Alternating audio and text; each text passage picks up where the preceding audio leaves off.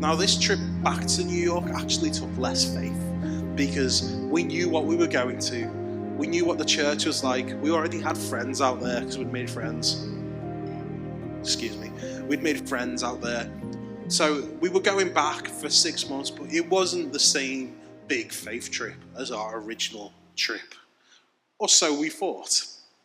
We had loads of issues getting an apartment. We ended up getting scammed on an apartment and losing money and being made homeless. That was an interesting story. We'll tell you that another time.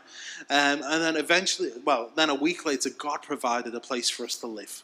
He supernaturally provided an apartment, a 2-bedroom apartment in Brooklyn. I've got a photo of it. Can we put the photo up?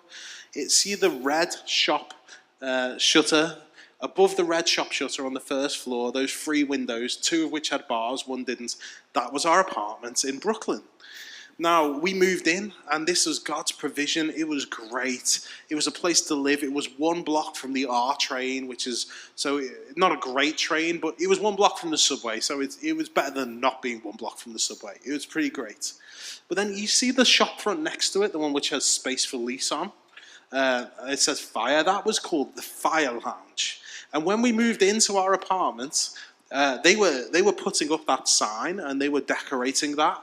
And it turned out to be like a hooker bar and nightclub. And it opened 2 weeks after we moved in. Now, you see how close it is to our 3 windows. Well, the window with the bars nearest the Fire Lounge, that was the room where our kids slept. Now, on opening night, it was loud. It was a big party, guys. It was loud. The whole building, you can see it's all connected, was vibrating with the bass coming from the hooker lounge. It was crazy.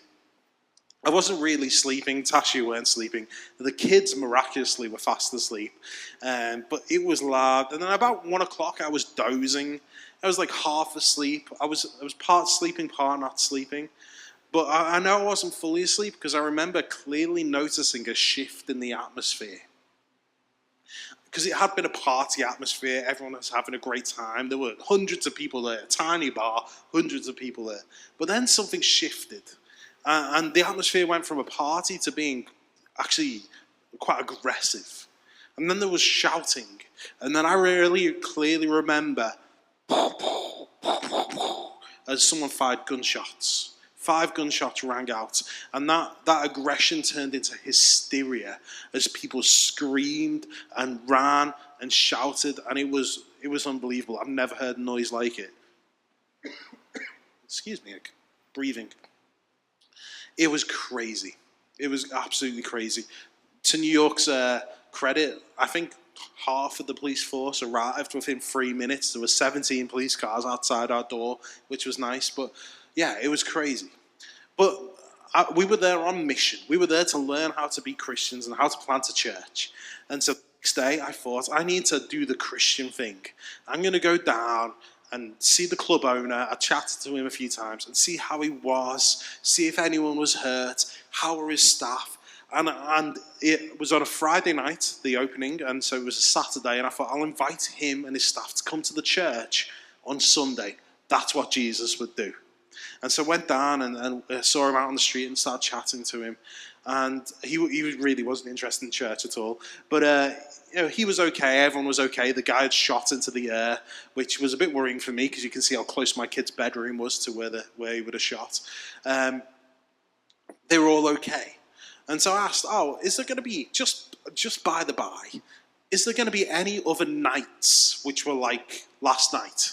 Is there any, in the future of your nightclub? And he's like, hey man, no, don't worry, it's going to be fine. There's going to be no more big nights like that. That was just opening night. It was a one-off. And I started to feel a bit relieved. And then he went, except the 4th of July. That's going to be crazy. You should be somewhere else on the 4th of July. It's going to be crazy. It's going to be wild. And so this was all like around April, May time. So for the next few months, that's what I was praying every single day, that God would just give us a hotel room for the night on the 4th of July so we didn't have to be there. I'm going to start wrapping up, so if the worship team wants to come and join me. Now, this is where it gets a little bit complicated, but 2 weeks before the 4th of July, we got a random message from a couple who were in the church, a family who were in the church. saying that they were going to be away for 2 weeks, and would we like to go and stay in their apartment?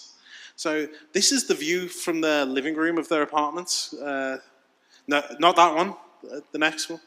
No, not that one. Wasn't there? Oh, okay. Let's go back to the one of.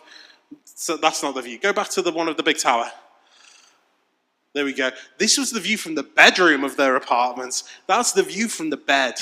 That's the World Trade Center in New York. If you look down, you could see into the memorial fountains of the old from 9/11. Like the World Trade Center, that was the view from their bedroom. The other room, which there was no slide for, I don't know why I didn't download. It's a shame. What you see is New York Harbor, and in the middle is the Statue of Liberty. Because this was a penthouse New York apartment in downtown Manhattan. And when you got in the lift, I like this. This was cool. Right, there were loads of numbers. And then at the top, there was PH1 and PH2. Penthouse 1, Penthouse 2. And there was a few times I got on the lift and someone really like successful, professional got on the lift and like pressed 15. And you'd like, hey, what number? And I'd be like, Penthouse 2, please. Because, yeah, that's me. And if they knew what Liverpool was like, they'd be like, well, this guy's a drug dealer. Penthouse 2, up to my penthouse. It was an incredible place to be. But we were only meant to stay there until the 4th of July, which is when the family were coming back. So we were meant to be back in our apartment on the 4th of July, having stayed in this penthouse. Which I wasn't best pleased with God about, to be honest, because I've been praying that, it's like, I didn't pray that we'd be away for 2 weeks before the 4th of July. I wanted to be out of that place on the 4th of July itself. Then that morning, as we were kind of packing up and getting ready to go back to our slightly more humble Brooklyn apartments, we got a text message from Peter, who lived there, saying, I was praying this morning, and in my quiet time, God told me that you guys had to stay another week. Which is just incredible. And he came back and he stayed in one of the bedrooms. We got to stay in the master suite. It was the fireworks picture there. Well, there we go. This was our view of the 4th of July fireworks from inside the downtown Manhattan apartment. Why am I telling you this? It's not a prosperity thing in any way, shape, or form. But we were given a word by God to go. And to go to New York and learn how to plant a church. So we had a little bit of faith. God gave us faith above and beyond the faith that we had. So we went. It was crazy, but we went because he gave us the faith to go. And then we were in this apartment. And we're like, God, we need a miracle not to stay there on the 4th of July. Now, the miracle I was praying for, even with the extra faith I had, was for like a travel lodge room to come up. Like, that's what I was praying for. Just a room in a hotel somewhere, not above a nightclub. But God, he gave us that penthouse. We didn't ask for it. There was not one moment when I was praying going, God, I just pray you'll move us out of that place. And there's got to be a swimming pool. And I want an all-access gym. And I want a view of the fireworks. And I want to have a bedroom bigger than our house in London. Like, I didn't pray any of that stuff. God just gave it to us anyway. For me, that's a big miracle. So, as I close this morning, I want to pray for us.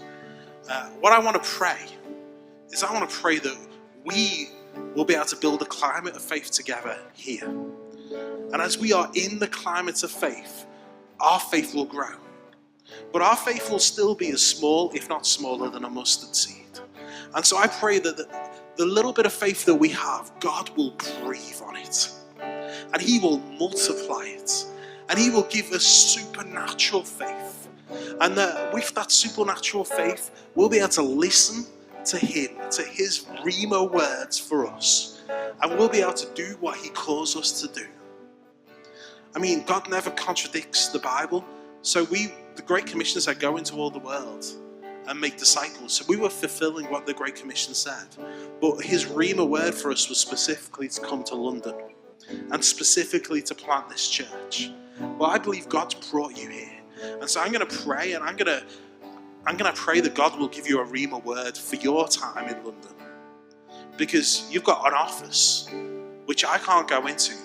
But God's brought you there, and I want to pray that he'll give you a Rhema word for reaching people in that office. or that university you're in, or the sports team you're part of, or in the coffee shop you go to on a regular basis, or the neighbour you see every single day. I'm going to pray that God will give you a Rhema word, a word that will require faith that comes from Him to believe to happen, but He'll give you that faith and the boldness to do what He calls you to do. Because imagine this room filled with people, we all step out in supernatural faith, believing to see God's kingdom come and His will be done in London as it is in heaven. Can you imagine that? Wouldn't that be incredible? So that's what I'm going to pray for today. So please stand with me.